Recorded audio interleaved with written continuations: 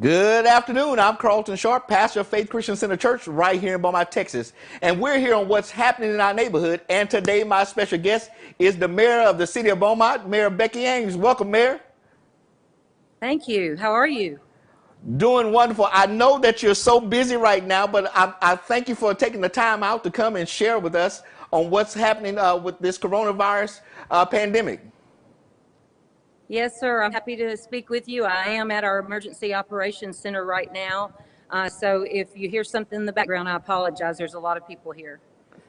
So, Mayor, how does this differ from Hurricane Harvey or Tropical Storm Imelda, this pandemic that we're facing?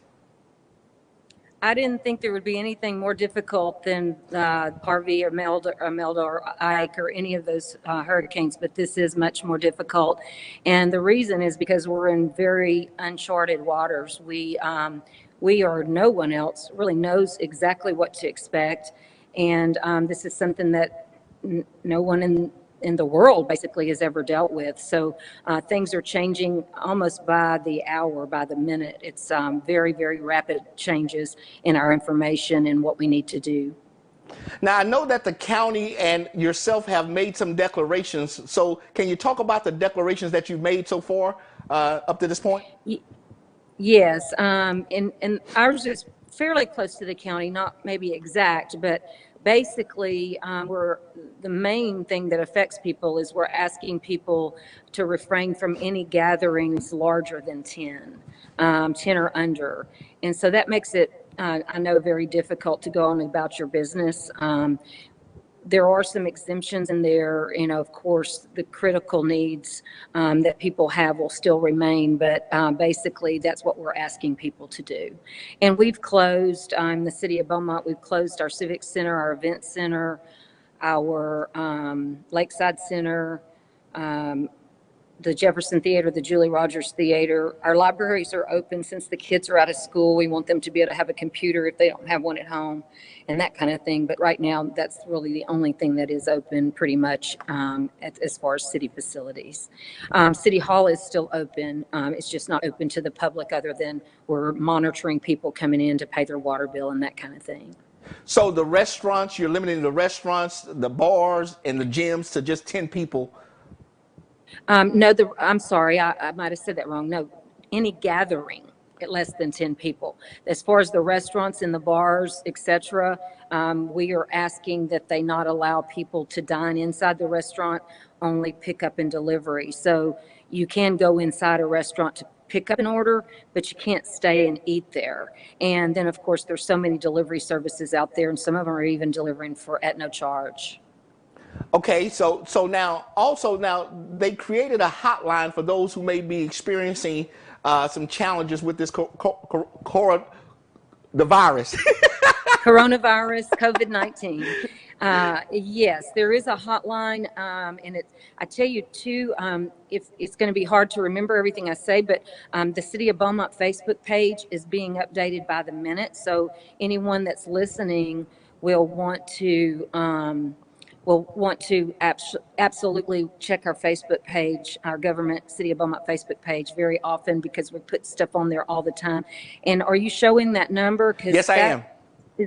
Okay, now that's not a testing center. That's a center where they can go. The testing goes out. Everyone has to send the test out. But okay. The number is for actual, they'll do an assessment and swab, do the medium that goes off to the test, to do the test. So okay. Basically, I'm not sure though. I thought that number was a 350 number. I'm looking right now to see if I can get it for you, but I know, I can't do it while I'm on with you because I can't look in my phone. But okay, I tell you what, Pastor, once I finish, because I think the number starts with 350. I'm not positive. Okay. But let me get that to you, and then you can post it if you don't mind. But it is on our Facebook page, the phone number. But let me say something about that. If you call the number, you really need to only call that number if you are having shortness of breath, a dry cough, or fever, because the CDC guidelines is that we cannot send any tests off unless they have ruled out the flu and strep. But also that people are symptomatic. Because, and a lot of people say, well, why don't we just test everyone? You can't really do that, because if you did, then in 2 days or 3 days, you could be infected. I mean, so you could test negative today and be positive in 2 days or a week or whatever.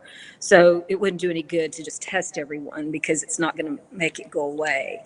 So, first of all, symptomatic, fever, cough, shortness of breath. And if you have any of those, don't go to the doctor's office. Call that hotline, and the nurses that are on there will do an assessment. They'll ask you some questions. And then if you meet the criteria, they will send you to one of the places where they can swab. It's actually a swab in your nostril to check for it. Now, Mayor, I mean, the information that you're getting is changing on a day-by-day basis. I mean, in It just a few moments, is. you're going to be having a conversation with the governor. So tell us about how this information is coming in back and forth for you.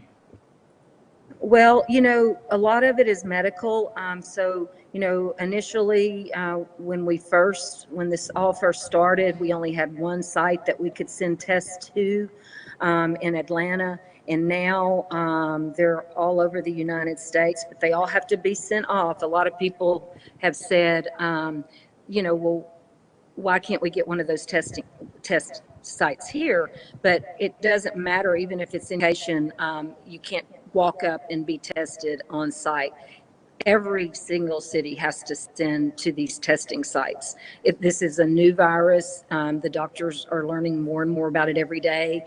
Initially we heard that it could stay on a solid surface for 3 days. Then they started saying 3 hours, and now they're saying 4 or 5 hours. So we're just trying to put the most accurate information out there that we get. And the majority of the information that we get concerning the things I've just talked about, meaning how long it lasts and on different surfaces, is through the CDC in Atlanta, who is the public health authority for the United States. Well, now, how important is it that the public gets reputable information instead of just going to, say, like Facebook or any other kind of social media site? Oh, it's so important, because, I mean, there have been rumors out there, and they started, even on the West Coast, that we were getting ready to lock the city down and close the streets and deliver groceries to everyone. And we are getting that constantly, and that is absolutely not true. That if that is going to happen, you would get that on an official page, on an official site, whether it be through the governor's office, even the City of Beaumont website, the CDC website, the U.S. Department of Health and Human Services, or the Texas Department of Health and Human Services. Those type of sites are going to have the accurate and correct information, not just off of word of mouth. I mean, I've seen this one post that's been going around, that the brother or the sister works for the Navy and just heard this and this is going to happen. That Facebook post is not true, and we've been fighting that all morning. Now, you mentioned the city's webpage. Now, on there, you have the Department of State Health Services, the Economic Injury Workshop, and all the city declarations and the county declarations. So talk to us about that economic injury worksheet that's on the website.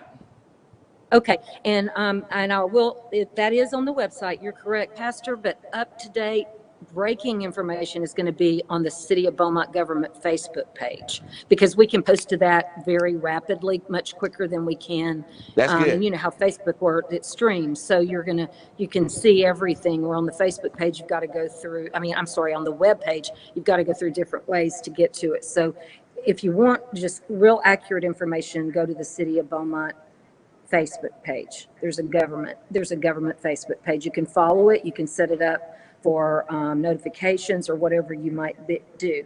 But the injury worksheet is for people, whether it be nonprofits, it could be churches, it could be small businesses that have a loss due to the COVID-19 pandemic. And so if you have anything like that, you can go on our website or on our Facebook page. We're continuously posting that on our Facebook page over and over. Okay, Mayor, I know that there's been reported at least one case of COVID-19 in our area, but now, are you expecting us to have more? You know, There's no way that I can know that for sure, but I would think so because due to all the efforts that are being made, more people are getting tested. And if you're going to have more people tested, then we're going to probably have a spike. And then it'll go back down is what the CDC and the governor's office is telling us. That's what they believe will happen because that's what's happened in other places.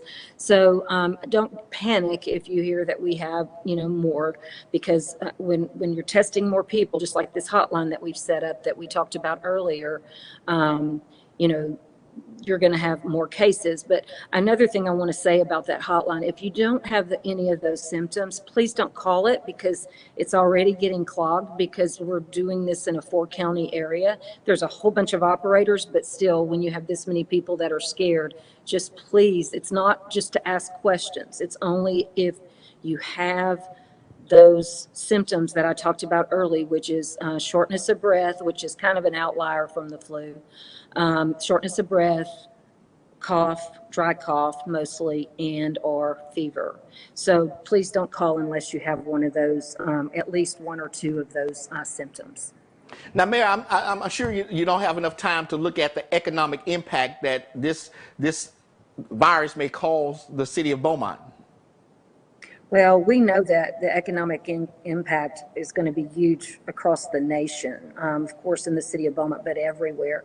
And it's really too soon to tell. But, with businesses having to close, restaurants, even though we're encouraging people to, if you used to go to a restaurant every Friday night or every Wednesday at lunch, please get takeout from those restaurants.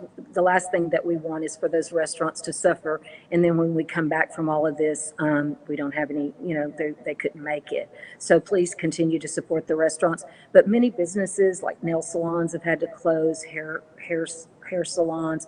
So the economic impact is going to be huge across the nation. It's just no way that we can tell how bad it's going to be at this point. Okay, Mary, in my closing moments, we don't have a time frame for when this is going to end. And so I'm sure you want everybody to operate in patience. Yes. And that's something, a lot of people are getting frustrated because, sorry, I'm not supposed to touch my face, and I just did, but you're making my nose itch, Pastor.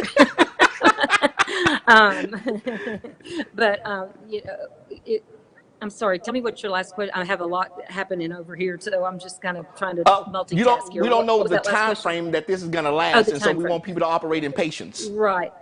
Right. The governor put out another executive order yesterday, and all this is posted on our Facebook page. All the orders are on our Facebook page. But he put out another one last night, and it ends April 3rd. Now, that doesn't mean it's going to be over April 3rd, but, they do expect, like in a couple of weeks, we'll start to see a decline if everyone does what we're being told to do. The whole reason for all of this is if we don't do this now, and I know it's hard, but we'll suffer more in the long run and in the future because we have to stop the spread of this virus. And the only way to do that is just very contagious. And the only way to do that is by the measures that have been put in place by the CDC and the orders of the judge and myself follow those guidelines. So that would be the only thing that's very, very important. Hey, Mayor, I know that you're busy. Thank you so much for taking the time out to come and talk to us on what's happening in our neighborhood so that we can get information out to the public. Is there anything, last words you want to share with us? I just apologize. There's a lot going on around me because like I said, I'm here in the Emergency Operations Center and have been for the last few days. They still have to work. So, because the people here are the people that are getting the information out to you and getting the information out on Facebook. But I couldn't stress enough, if you're interested and you want to know what's going on and you feel like you don't know what's going on, go to the City of Beaumont Government Facebook page. We are putting information out there constantly. And if it's something that's real important, because Facebook goes down after you see it, we post it again. So it's at the top and we are continuously doing that. Well, Mayor, thank you again for joining us. I'm going to let you go and get me that number for the testing center so that we can publish it and get it out to everyone. I'm going to text it to you as soon as I get off the phone because I need to look in my phone to get it for you. All right. Okay? Thanks again, Mayor. I'm sorry, Mayor. I apologize. I said, if you did have it right, I apologize, but it didn't look right to me, but it might have been, but I'm going to send it to you so you have it. Okay, Mayor, I appreciate that. Right. Thank you so much again for joining us today on what's happening in our neighborhood. Bye-bye. Thank Bye-bye. you. Well, once again, I want to thank the mayor for joining us today on what's happening in our neighborhood. Hey, listen, the CDC and all of our health departments have put out some information for us that we can do the basic things, like washing your hands on a regular basis. Yes, wash your hands with soap and water. And if you don't have soap and water, use a hand sanitizer. Also, they're asking us, if you're going to cough and sneeze, cough into your sleeves. That's right.